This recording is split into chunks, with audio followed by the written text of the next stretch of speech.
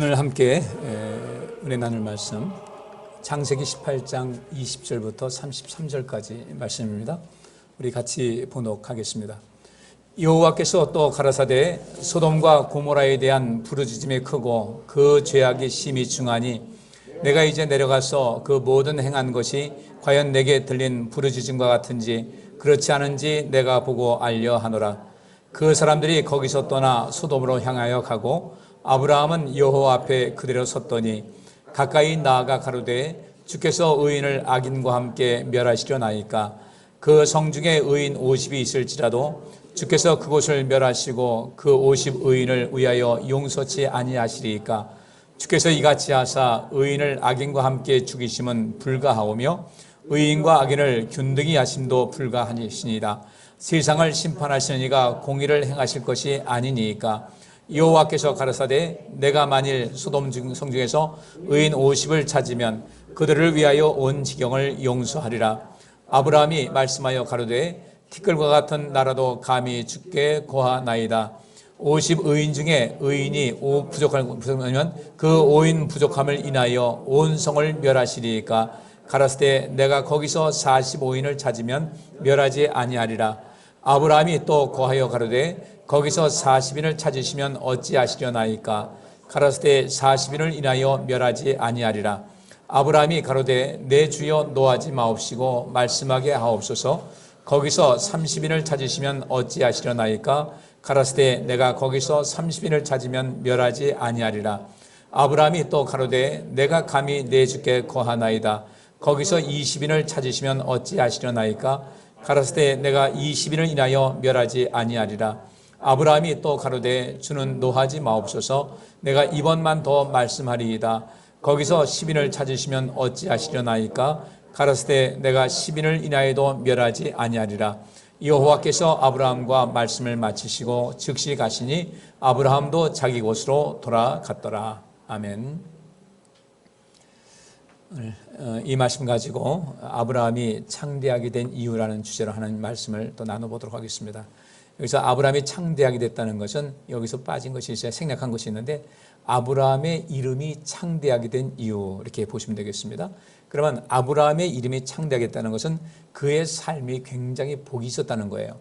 저는 이 성경을 쭉 보면서 하나님께로부터 이렇게 복받은 사람 중에 또 하나님께로부터 높임받은 사람 중에 예수님 말고 과연 누가 있을까를 가만히 봤더니 이 아브라함과 같이 그 이름이 창대하게 된 사람이 없어요.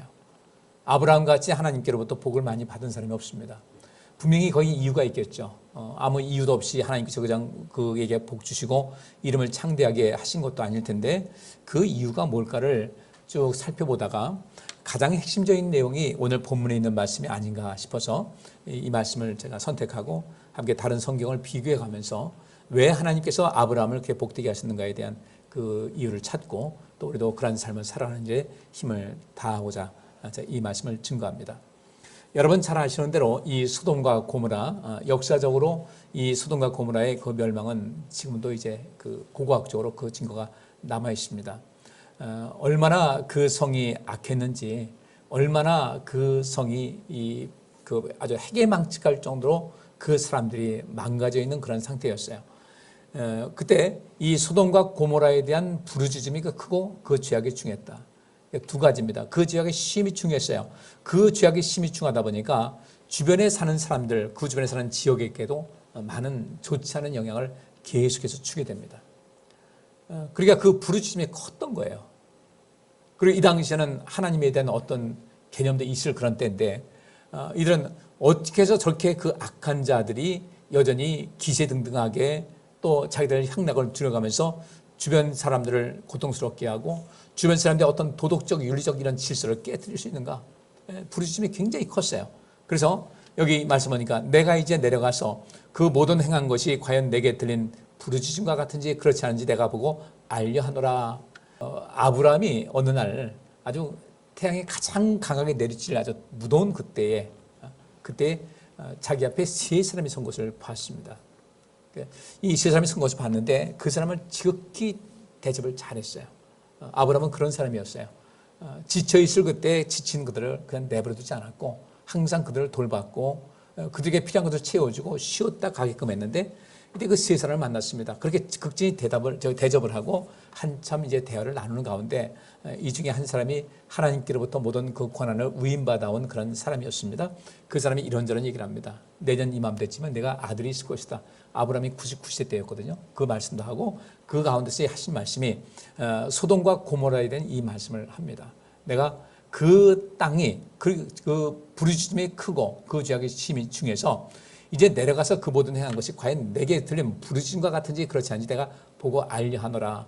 이 하나님께서는 아시겠죠. 아시는데 이렇게 하나님께서는 당시에 사자를 보내서 확인하는 그 차원이 있습니다. 그래서 이것으로 하여금 하나님께서 일방적으로 그 성을 멸망시켰다면 문제가 되는데 이런 방식을 통해서 어떤 객관화시키고 합리화시키는 이런 모든 것이 있습니다. 그러니까 이제가 내가 내려가서 그 모든 행한 것이 과연 내게 들린 부르짖음과 같은지 그렇지 않은지 내가 보고 알려 하노라. 이건 누가 얘기한 겁니까? 그 아브라함에 섰던 그 중에 한 사람이 이 이야기를 하고 하나님께서 말씀하신 걸 그대로 대언을 한 거예요. 이 내용은 그 문체가 그렇지 않습니까?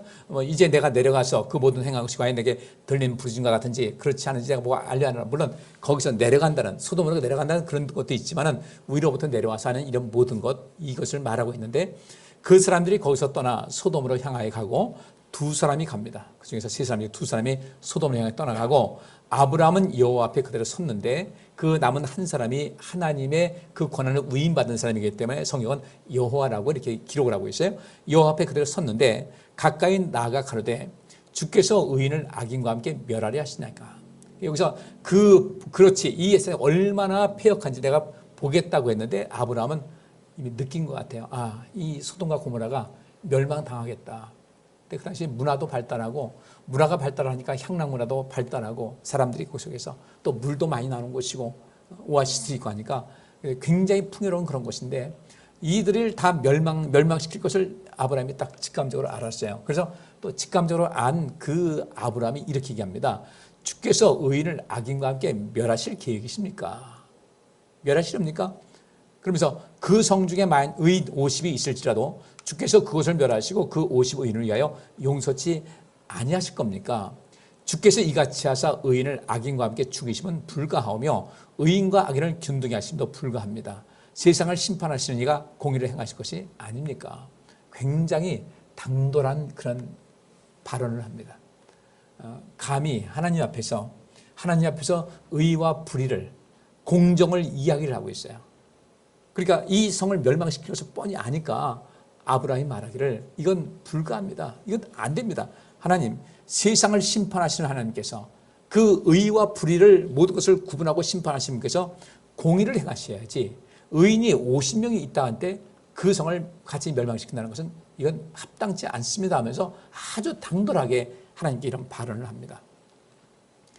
그러면 하나님께서 네가 뭘 한다고 이런 말을 하냐고 야단치실 만도 한데 하나님께서 말씀하시기를 내가 만일 소돔 성 중에서 의인 50을 찾으면 그들을 위하여 온 지경을 용서하겠다라고 하나님께서 말씀하십니다. 그래서 수용적이셨어요.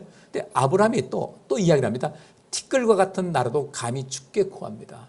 티끌과 같은 그런 저의 존재지만 감히 주님께 또 구하겠습니다 하면서 이제 계속해서 흥정하듯이 합니다. 흥정하듯이 50의인 중에 5인이 부족할 것이면 그 5인 부족함을 인하여 온 성을 멸하시겠습니까? 그랬더니 주님께서 그 하나님의 말씀 증거하는 사람이 45인을 찾으면 멸하지 아니할 것이다.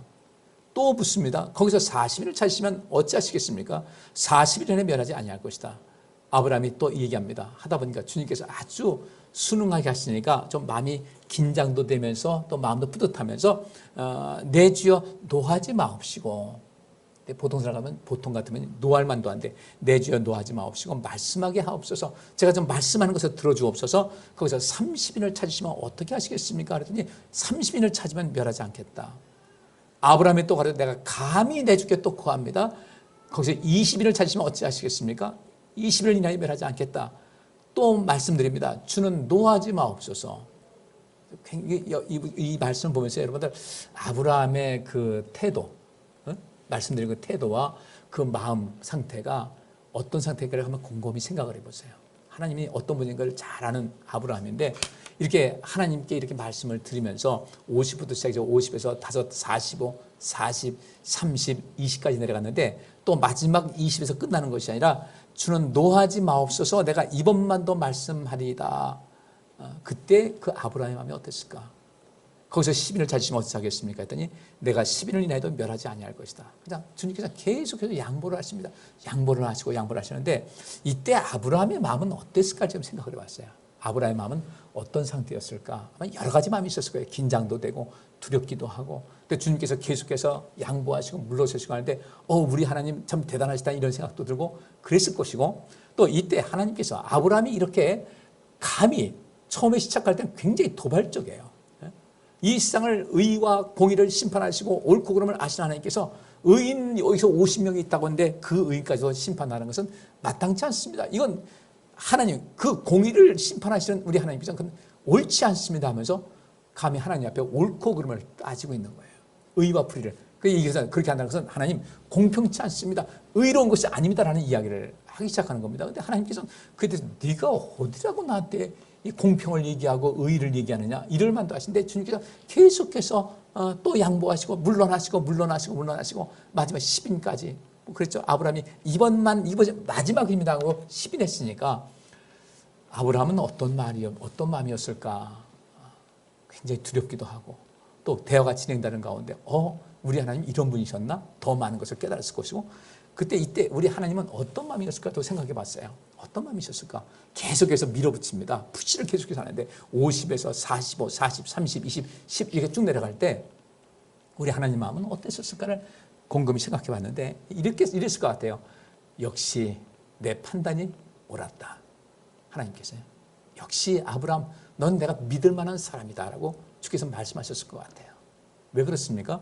분명히 아브라함은 아브라함대로 나름대로 생각이 있었던 거예요. 아무리 이 소돔과 고모라가 패역했다 할지라도 그래도 이들이 심판당했을 때 그 아우성과 그 고통은 어떤 것일까 많이 생각했을 거예요. 그래서 사람의 생각을 해서 하나님 그래도 더 기회를 주시면 좋지 않겠습니까 하면서 그 영혼을 사랑하는 그런 마음이 간절했던 거죠. 그러니까 의인 50이다 45, 40에서 열매까지 좀 내려가는데 그것은 하나님의 명분이었을 것이라는 거예요. 아브라함이 너무나 하나님 잘 알잖아요.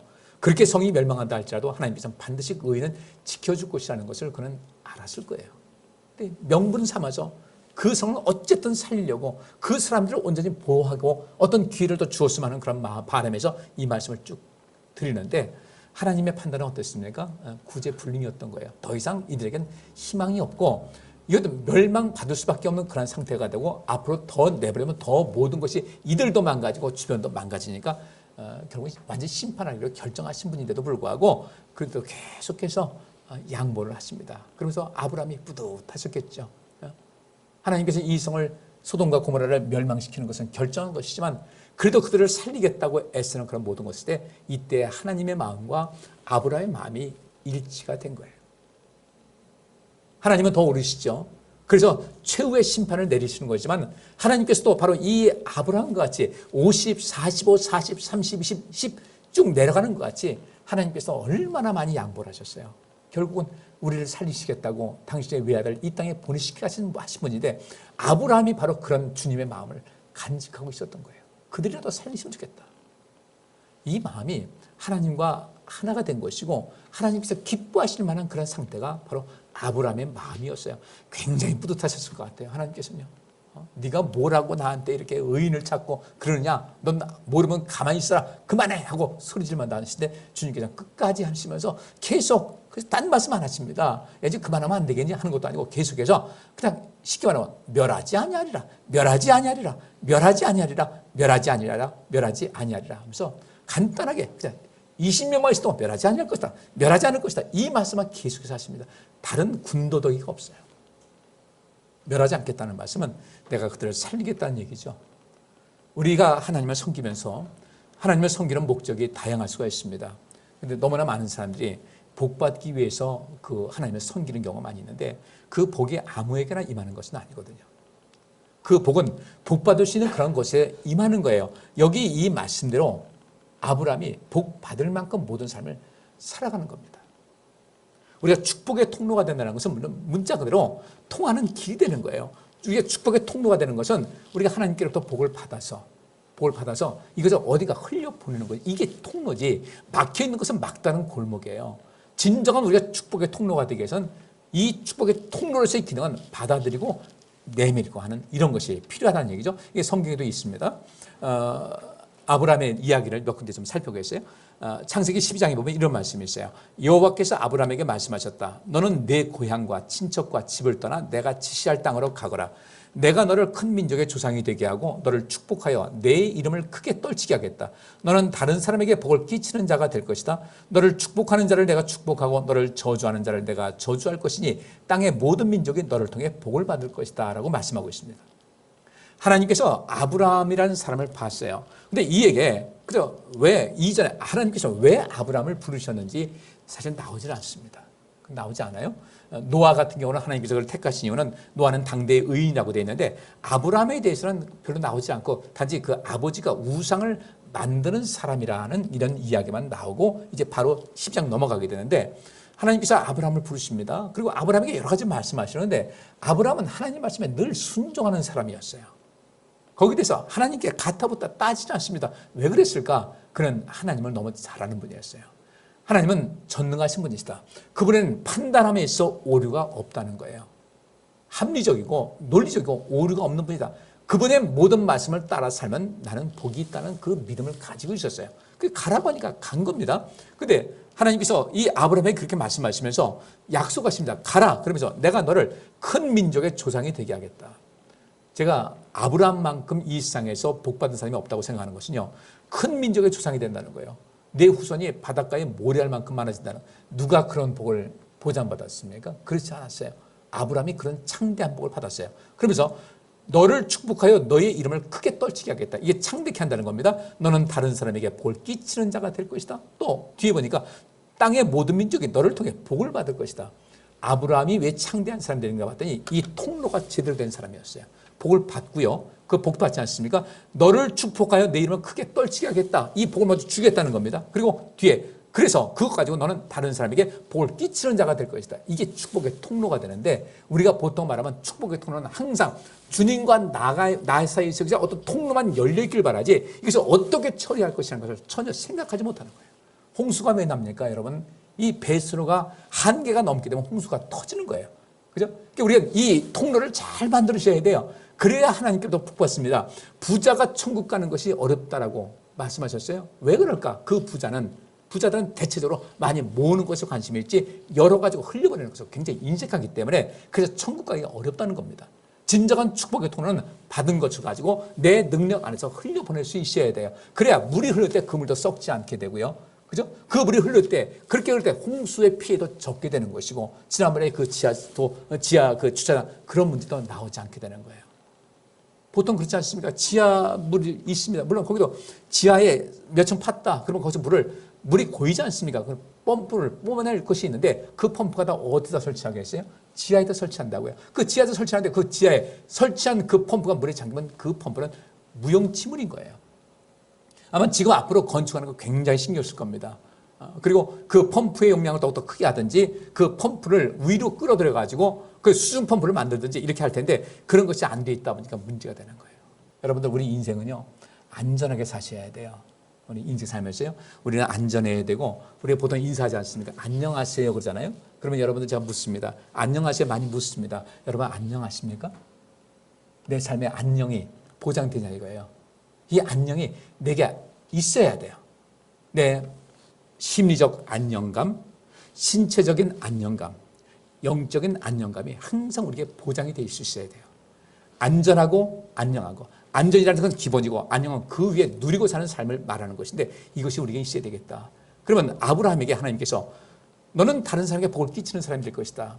그런 안전한 거예요. 안녕이 있어요. 그리고 그 안전과 안녕을 끊임없이 다른 사람에게 끼치는 사람이 될 것이다. 이것이 아브라함에게만 주신 약속이 아니라 우리 모두에게도 하나님께서 바라시는 것이에요.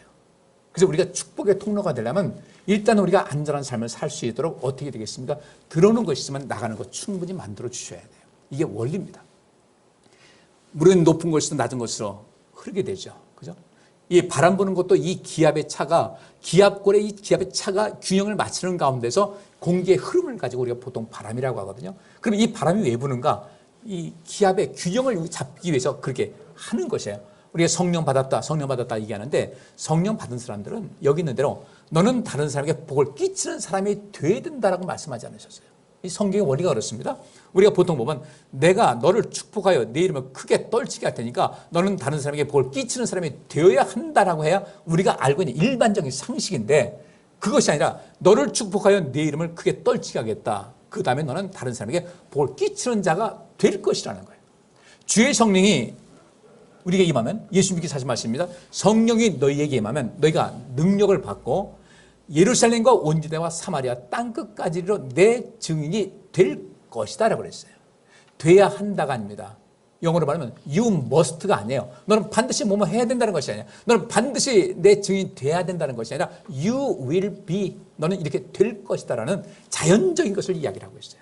그러니까 이 아브라함이라는 사람은요 상당히 성숙한 사람이었어요. 하나님께서 그에게 복을 주셨고 그 이름을 크게 하실 때 이 사람에게는 이것을 흘려보낼 수 있는 그런 이 심리적이고 정신적인 곧 자기 자신도 안전하고 안녕한 삶, 이게 안녕이라는 것은 하나님께서 계속 복을 주시고 누리고 살 때 안녕하지 않습니까? 그런 쉽게 말하면 이 홍수가 나지 않도록 배수 시설이 잘 돼 있는 그런 상태가 됐다는 거죠.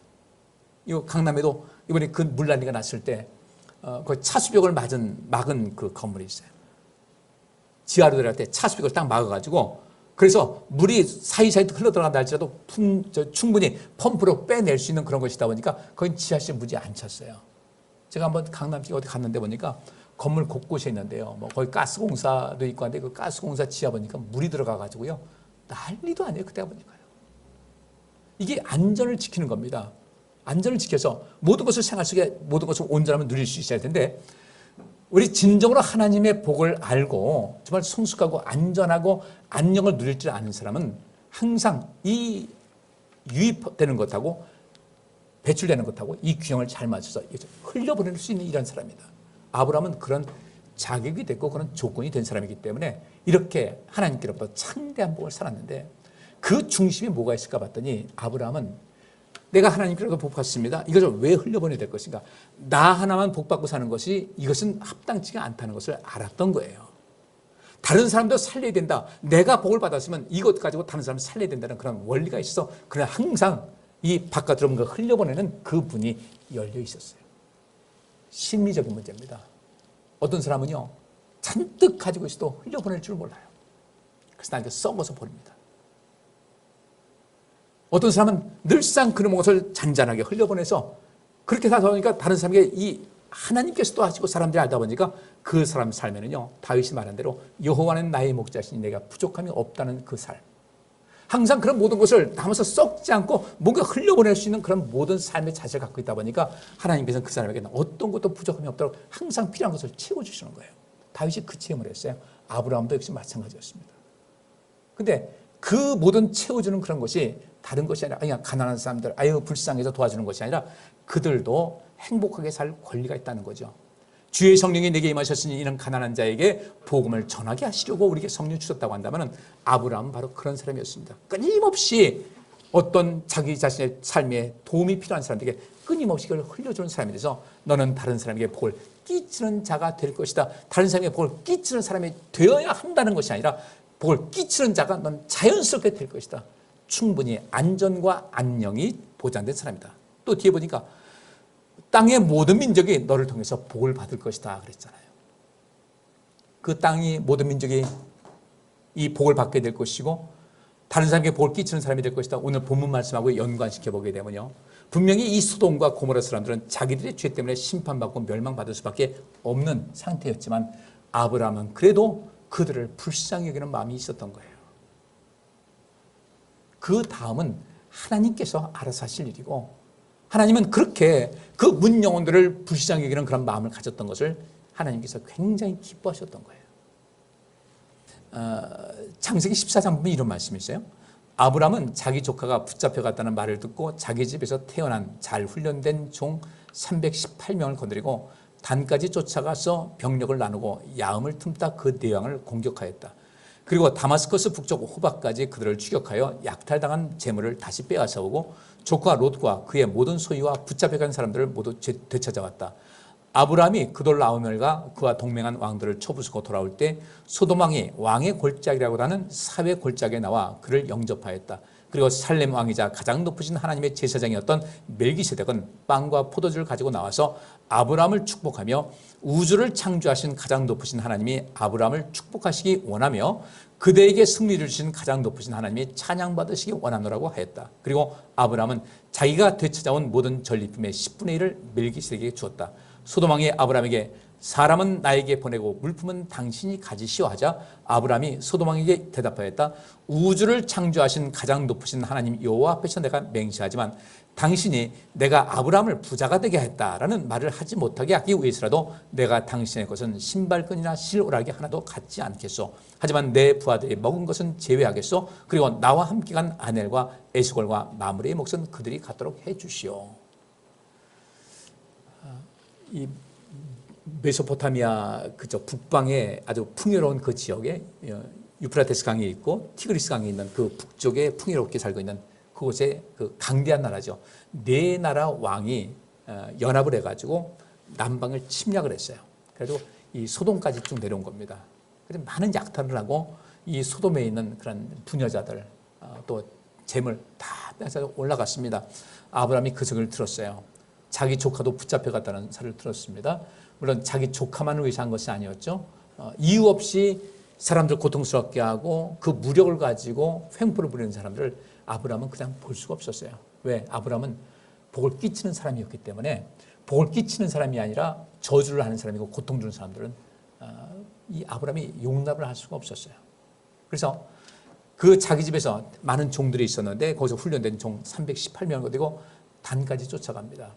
단까지 이스라엘 땅에 그 부족까지 쫓아가고 병력을 나누고 야음을 틈타 그 대왕을 공격하였습니다. 그리고 다마스커스 북쪽 호박까지 그를 추격했어요. 다마스커스는 지금 시리아의 수도가 다마스커스입니다. 그냥 성경은 다메섹이죠. 상당히 먼 거리인데 그것까지 쫓아가서 조카 롯과 그의 모든 소유, 붙잡혀간 사람들, 그다음에 약탄당한 재물을 다 다시 빼앗아서 돌아왔어요. 돌아오니까 여기서 멜기세덱이 그를 축복을 하게 되고요. 소돔 왕이 얼마나 감사하겠어요. 왕의 입장에서 이런 일이 당했어요. 그리고 왕의 권위가 흔들거리고 굉장히 어려운 상황이 있는데 아브라함이 찾아오니까 뭐라고 하냐면 고맙습니다. 여기 붙들려 갔던 사람들은 우리에게 돌려주시고 거기 이들이 갖고 있던 그 빼앗긴 재물은 당신이 가지시오 그랬어요. 고맙다는 표시를 한 거예요. 그랬더니 아브라함이 뭐라고 합니까? 내가 하나님 앞에서 맹세한다. 당신이 아브라함을 나를 부자가 되겠다는 이런 말을 나올까봐 복은 하나님께서 주시는 것인데 서로 그런 말이 나올까봐 그래서 하나님 영광을 가릴까봐 내가 당신의 것은 신발끈이나 실오라기 하나 갖지 않겠다. 하지만 내 부하들이 전쟁에 나가서 전쟁 비용이 들지 않겠습니까? 먹고 하는 이런 모든 것은 그 먹고 필요한 쓴 것은 그 비용은 내가 실비로 내가 받겠다. 그리고 나와 함께 간 아넬과 에스골과 마므레의 몫은 그들이 갖도록 해주시오.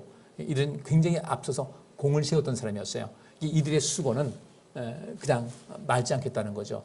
소돔 왕은 아브라함에겐 주지 않았어도 이 아브라함과 같이 갔던 그 종들과 또 여기 있는 사람들의 또 전쟁 비용과 더불어 어떤 것은 그들에겐 주었을 거예요. 당연히 줘야 되는 것이고요.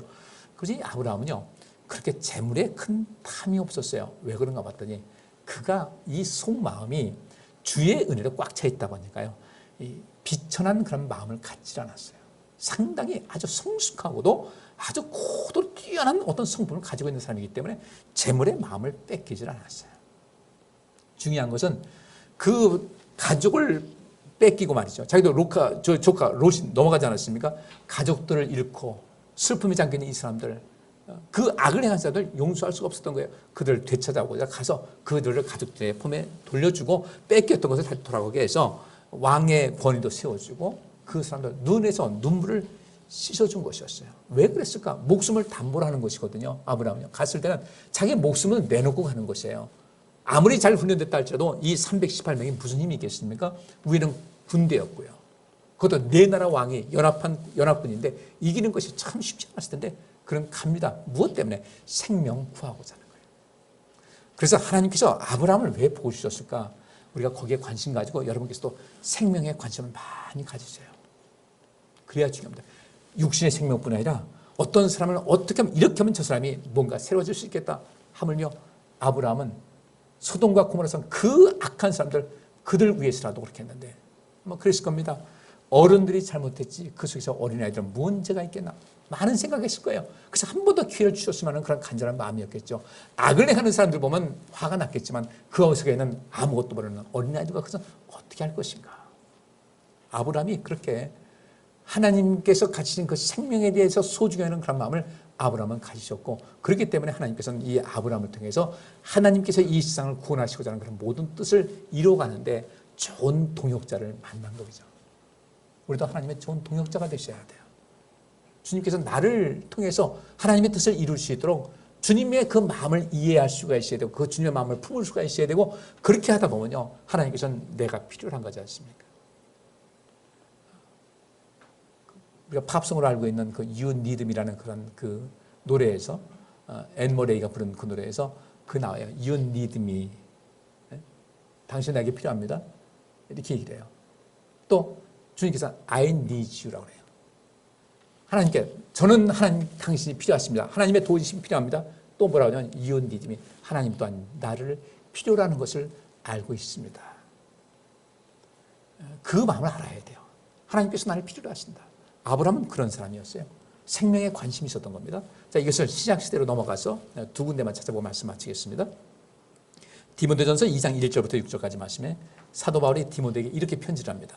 나는 무엇보다도 먼저 이것을 권합니다. 그대는 모든 사람을 위하여 하나님께 열심히 기도하며 감사하십시오. 근데 이 기도라는 것이 여기 이제 현대의 성경 기도라고 했지만 성경 원문에 보면요 이 기도가 세 가지로 나눠지게 됩니다. 하나는 간구, 또 하나는 기도, 하나는 도구라고 나와요. 이 간구와 기도와 도구와 감사를 하라고 이야기를 했는데 현대의 성경에서는 이게 쉽게 이건 이제 번역하는 분들이 좀 무책임하게 한 것 같아요. 간구와 기도와 도구, 이것은 다 똑같이 기도한다는 것은 이해를 하지만은 이것은 엄연한 차이가 있어요. 간구하는 것이 있어요. 간청합니다. 간구, 간청. 아브라함이 그것을 실천했다는 거예요. 아브라함이 하나님께 50에서 45, 40, 30, 20 그냥 마음이 그냥 조마조마하면서 혹시라도 하나님께서 화내실까 봐 하나님 내게 진노하지 마옵시고, 근데 하나님께 그렇게 간청을 하는 거예요. 하나님 50명이 있으면 어떡하겠습니까? 맞아, 10명 있으면 어떡하시겠습니까? 10명 있으면 내가 멸하지 않겠다. 그래서 그 허락을 받아냈어요. 도구가 무엇이냐면요 호소한다는 거예요. 호소한다. 하나님께 간청과 도구로 호소하는 거예요. 하나님 10명만 있으면 살려줄 만하지 않겠습니까? 호소합니다. 기도라는 것은 무엇이냐면 이들이 생명을 얻기 위해서 하나님과의 온전한 관계에서 영원한 생명을 얻기 위한 그런 간절한 마음으로 하나님께 간구하고 기도하고 도구를 했어요. 바울이 모르겠어요. 이 말씀을 쓸 때 아브라함, 저같이는 이 아브라함을 생각을 하고 있는데 아브라함의 그것을 생각했을까 안 했을까 모르겠지만은 그런 말합니다. 모든 사람을 위하여 하나님께 열심히 기도하며 간구와 기도와 도구를 하며 감사하시오. 왕들과 높은 자리에 있는 모든 사람을 위해서도 그렇게 하시오. 뒤에 보니까 4절 하나님께서는 모든 사람이 다 구원받고 진리를 알게 되기를 원하십니다. 또 6절 보니까 그리스도 예수님은 모든 사람을 구원하시려고 자신을 바치셨습니다. 왜 바울이 모든 사람을 위하여 하나님께 열심히 간구하고 기도하고 도구를 하라고 했는가? 왜 간청하고 탄원을 하고 기도하고, 기도라는 것은 너희는 이렇게 기도하라고 주님께서 말씀하신 주기도문의 내용입니다. 그 다음에 도구, 하나님께 호소하라고 왜 말씀하셨을까? 모든 사람을 위하여. 왜냐하면 하나님께서는 모든 사람이 다 구원받고 진리를 알게 되기를 원하시기 때문에 우리는 모든 사람을 위해서 그렇게 하라는 거예요. 아브라함이 그것을 실천하는 거예요. 소돔과 고모라 거기 있는 사람들 악하지만은 그들을 위해서도 하나님께 간절히 간청을 한 겁니다. 호소한 겁니다. 하나님께 기도한 겁니다. 아마 그 위에 하나님과 대화하는 것이 여러 가지 이야기가 있을 거예요. 근데 압축됐으니까 그렇게 말씀하고 있는 거, 저는 이것을 펼쳐서 이야기를 하는 거예요. 그래서 아브라함의 그 오늘 본문에 있는 말씀은 아브라함의 그 50부터 시작하여 10까지 내려갔고, 이 바울이 모든 사람이 하나님께 간구와 기도와 도구를 하는 이 말씀이 이어보니까요, 참 영의 세계가 열린 사람들은 어떠한 인생을 살아가는지를 분명히 보아할 수가 있다는 것이죠. 여기 이 짧은 구절에서 보니까 모든 사람을 위해서 기도하라. 왕들과 높은 자리에 있는 모든 사람을 위해서 그렇게 하라. 모든 사람이 다 구원받고 진리를 알게 되기를 원하시니까 모든 사람들이 기도할 이유가 거기 있습니다. 모든 사람을 구원하시려고 자신을 바치신 거예요. 근데 우리가 볼 때는 어떻습니까? 아유, 저 사람은 아닌 것 같아. 대부분의 사람들이 아마 소돔과 고모를 보면서 그랬을 거야. 저 사람은 아니야. 그랬을 것 같아요. 우리도 보통 인간관계에서 그렇습니다. 어떤 사람들은 선택적이죠. 뒤에도 이제 말씀 볼 거예요. 선택적으로. 이 사람은 좋으면 이 사람에서 이 사람은 무슨 얘기를 해도 다 만사오케이요. 근데 눈에 가시가 박혀 있으면요. 뭔가 그냥 중거 없이 싫은 사람 보면 그를 위해서 기도는커녕 뒷담화하고 이런 일이 많이 있다는 거예요. 누가 나는 안 그랬다고 누가 자신하겠어요? 이제부터 우리가 삶을 변화시켜서 여기 있는 말씀대로 모든 사람을 위해서 기도하자는 거예요. 왜? 이유는 다른 것이 아니에요. 하나님께서는 모든 사람이 다 구원받고 진리를 알게 되기를 원하시기 때문에. 예수님은 모든 사람을 구원하시려고 자신을 바치셨기 때문에 그래요. 자, 바울을 보시기 바랍니다. 다메섹을 가면서 왜 갔어요? 예수 믿는 사람들 때려잡자고 한 거예요. 박멸시키자고 한 거예요. 예수 믿는 사람 박멸시키자고 갔어요. 열심히 가가지고. 그런데 가다가 다메섹 가다가 예수님 만났어요. 사울아, 사울아, 누구십니까? 주여, 누구십니까? 너무 놀라가지고 네가 핍박하는 예수다. 그 한마디에 엄청난 충격받았어요. 3일 동안 앞도 보지 못하고 시금전폐했다가 아나니아가 와서 그에게 안수하고 기도할 때 눈이 열리게 됐고 그때 성령이 임하게 됐어요. 성령이 임하고 나자 그런 얼른 식사를 하고 기운 차리고서 바로 한 것이 뭐냐면 주는 그리스도시요 살아계신 하나님의 아들이심을 증거했어요. 주는 그리스도시고 살아계신 하나님의 아들이라고 하는 사람들을 박멸하겠다고 왔던 사람이 며칠 만에 사람이 완전히 변화가 됐어요. 그런 자기 자신을 경험해봤을 때, 야, 나같이 내가 그 유대교에 있으면서 많은 번민을 하고 이게 유대교 사상에 문제가 있다 고민할 때 주님께서 나타나셔가지고 너 번민하지 말고 이것을 배우라고 한 것도 아니고 예수 믿는 사람들 박멸하겠다고 하고 예수 믿는 잡아서 죽이겠다고 한 자기를 그때 만나주셔서 변화시킨 분이라면 바울은 그렇게 느낀 거겠죠. 나는 그 누구도 내가 볼 때 이 사람은 정말 악인이라고 보인다 할지라도 이를 위해서 기도해야 될 사명이 있다는 것을 알았겠죠. 왜냐하면 자기가 그런 사람이었으니까. 여러분들 누가 사울이 변화됐습니다. 그래서 사울이 예수님이 그리스도라는 것을 하나님의 아들이신 것을 증거하니까 그 다메섹에 있는 그 유대인들이 난리가 났어요. 저 미쳤구나. 저 죽이자. 그래가지고 그를 죽이려고 계속해서 압박이 들어오니까 오죽하면 여러분들 그 사람을 밧줄로 내려가지고 빠져나가겠습니까? 그래서 그가 예루살렘에 갔어요. 그래서 예수님이 제자들을 만나려고 했더니 제자들이 안 만나주는 거예요. 아우, 저 완전 쇼야, 쇼. 분명히 우리 잡아들이려고 하는 거예요. 만날 수가 없어. 어떻게 만나? 바울은 그렇게 만나기를 원했어요. 이때 나선 사람이 누구예요? 바나바가 나서서 이 사람이 어떻게 주님을 만나고 다메섹에서 어떤 일을 행했으면 이 사람 완전히 변화됐다는 것을 알게 해서 그때부터 예수님 제자들과 교제가 시작이 됐어요. 예수님 제자들도 그가 변화된 것을 안 믿었다니까요.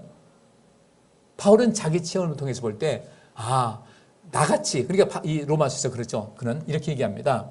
하나님과 원수되었던 그 상태에서 구원하시는 하나님이다라는 그 얘기를 해요. 누구 얘기겠어요?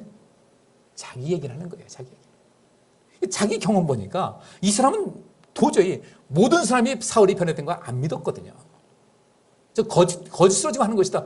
그랬는데 하나님께서 그를 만나주셨잖아요. 자기 경우를 보니까 사람은 언제 어떻게 변화될지 모른다는 거죠. 하나님께서 이 사람을 어떻게 쓰실지를 알지 못한다. 그런데 지금 여기서 상황을 보고서 이 사람을 미워한다든지 이 사람을 저주한다든지 이것은 해서는 안 되는 것을 알았어요. 이렇게 다시 한번 말씀드린 하나님께서는 모든 사람이 다 구원받고 진리를 알게 되기를 원한다. 예수님은 모든 사람을 구원하시려고 자신을 바치셨다. 자, 예수님께서 하신 말씀입니다. 마태복음 5장. 내 이웃을 사랑하고 원수를 미워해라는 말씀을 듣지 않았느냐? 그러나 나는 너희에게 말한다. 원수를 사랑하고 너희를 핍박하는 사람들을 위해 기도하라. 내가 기도할 때 내 원수를 사랑하고 나를 핍박하는 사람에서 기도한다면 사실 이 사람은 모든 사람을 위해서 기도하는 사람이에요. 그죠? 자신을 핍박하는 사람에서 기도하고 원수를 사랑한다면 이 사람은 아브라함과 같이 인생 사는 거예요. 바울이 모든 사람을 위하여 간구와 기도와 도고를 하라는 그 말씀이 이루는 사람이에요. 예수님께서 하신 말씀을 바울은 뼈저리게 느낀 겁니다. 야, 주님께서 나의 경우를 보면은 주님께서는 어떤 사람을 언제 어떻게 변화시켜서 쓰실지 모른다. 이 사람을 나는 마땅히 사랑해야 된다는 거죠. 언제 어떻게 될지 모르니까. 물론 원수를 행하지 멸망받는 사람이 있을 거예요. 그건 하나님께서 하실 일이고 나는 모르니까. 그렇지 않겠어요? 바울이 변화해가지고 그리스도를 섬기는 그 선봉자가 될 줄 예수 믿는 사람은 누가 믿었겠어요? 저건 저주받아서 마땅하다. 저건 하나님께 심판받을 것이다. 죽어서 마땅하다. 온갖 저주를 퍼붓을 거예요. 사울을 향해서. 그 사울이 변화되는 것을 보면은 우리는 모르는 거예요. 따라서 우리는 이 일을 해서 모든 사람을 위해서 간구하고 기도하고 도구를 하고 호소하고 우리를 핍박한 사람에 서 기도하고 원수를 사랑하는 것. 바로 아브라함이 그런 사람이 일찌감치 실천했기 때문에 그런 이 세상에서 정말 그와 같이 큰 복 받은 사람이 없었어요. 자연스럽게 행했어요. 그래서 우리가 필요한 것은 뭐예요? 성령 받으셔야 되는 거예요. 성령 받아야 그 일하는 겁니다. 성령 받아가지고 은사 자랑하는 것이 아니라 성령 받아서 하나님 나라 이 생명사를 힘있게 하자는 것입니다. 성령 받았으면은 여기 있는 대로 원수 사랑하고 핍박하는 사람에서 기도할 수 있게 되는 거예요. 그렇게 하는 것이 하나님 아버지의 자녀된 도리라는 거예요. 이게 계속해서 이제 하나하나 더 갑니다. 이것이 하나님 자녀의 도리라는 거예요. 그거 하지 않으면 하나님 자녀로서 결격 사유가 된다는 겁니다. 그러면서 하나님은 이렇게 뭐라고 하십니까? 하나님께서는 해가 태양이 악한 사람과 선한 사람에게 다 똑같이 비추게 하시고 의로운 사람과 의롭지 못한 사람에게 비를 똑같이 내려주시니까 우리도 역시 마찬가지로 내 마음에 든다고 해서 가까이 하고 좀 마음에 안 들면 밀쳐내지 말고 오히려 그들이 주님 앞에 온전하게 되기 위해서 그들에서 기도하고 때로는 직면해서 바른 길 가게 하고 이것이 우리 삶에 굉장히 필요한 것이라는 겁니다. 그러면서 너희를 사랑하는 사람들만 사랑한다면 너희가 무슨 상을 받겠느냐? 아브라함은 그 단계를 뛰어넘었어요. 바울도 뛰어넘었어요. 세문들, 세리들도 그만큼 하지 않느냐? 또 너희가 너희 형제들에게만 인사한다면 남보다 나을 것이 무엇이겠냐? 믿지 않는 사람도 그렇게 하지 않느냐? 혹시 여러분들 인사도 선택적 인사하는 거 아니에요? 꼭 하세요. 선택적으로 하지 마시고 꼭 하세요. 그리고 뭔가 잘못되는 것이 있으면 그냥 뒤에 말하지 말고 말을 하세요. 교회 그렇지 않습니까? 교회도 예수님께서 그렇게 하셨어요. 교회도 어떤 문제가 있는 사람이 있다. 한 사람이 가서 얘기하고 아니면 두세 사람이 증인 가서 얘기하고 아니면 교회 이름으로 얘기하고 그래도 안 되면은 내치라고 했어요. 근데 그런 과정은 다 생략한 채 내가 하나님 편에 있어가지고 내가 심판하고 다 합니다. 우리 그것이 내가 할 일이 아니라 우리는 그들을 위해서 뭐 해야 돼요? 간구와 기도와 도구를 한다. 아브라함이 그 간구와 기도와 도구 모든 사람에서 예수님께서 하신 오늘 이 본문의 말씀을 실천하는 아주 대표적으로 실천하는 사람이 아브라함이었어요. 그래서 그가 창대한 사람이 된 겁니다. 마지막 48절 굉장히 중요한 말씀인데 그러므로 하늘에 계신 너희 아버지께서 완전하신 것 같이 너희도 완전하여라. 오늘 2022년도 추석을 지내시면서 오늘까지 추석 연휴인데 오늘 지내시면서 우리가 보통 그러잖아요. 더도 말고 덜도 말고 한가위만큼 하여라 하듯이 더도 말고 덜도 말고 모든 사람을 위해서 간구하고 모든 사람을 위해서 기도하고 모든 사람을 위해서 도고 호소하고 할 수 있는 그런 삶을 사셔서 아브라함이 정말 전무후무하게 엄청난 복을 받고 위대한 사람 됐는데 우리 성도님께서도 그 아브라함의 믿음을 가져서 아브라함의 복이 여러분 삶에 가득 채워줄 수 있기를 주의 이름으로 축복합니다. 기도합니다. 주님, 저희들 모든 사람을 위하여 간구하고 기도하고 도구하라는 그 말씀 마음속 깊이 새기고 실천해서 아브라함이 그 말씀 이미 바울이 그런 이야기를 하기 이전에 그런 아브라함은 하나님의 뜻을 알아서 그것을 이미 실천했고 그 실천함을 통하여 그러면 정말로 성경에 나오고 있는 많은 사람들 중에 그와 같이 복받은 사람이 없을 정도로 창대한 사람이 되었고 하나님께로부터 풍성한 복을 받고 모든 사람에게 복을 끼치고 복 주는 사람이 되었는데 저희들도 그런 축복의 통로가 되기를 간절히 소원하오니 저희들에게 복 주시고 성령 충만을 허락하여 주옵시며 변하여 주님의 사람 주님께서 원하시는 온전한 사람이 되게 하여 주옵소서. 예수 그리스도 이름으로 기도하옵나이다. 아멘. 여호와께서 여기 모인 모든 성도들과 그의 가정과 그와 관련된 모든 일에 복을 주시고 지켜주시며 따뜻하게 대해주시고 은혜를 베푸시며 사랑스러운 눈으로 바라보시어 모두에게 평안을 주시기를 원하노라. 아멘.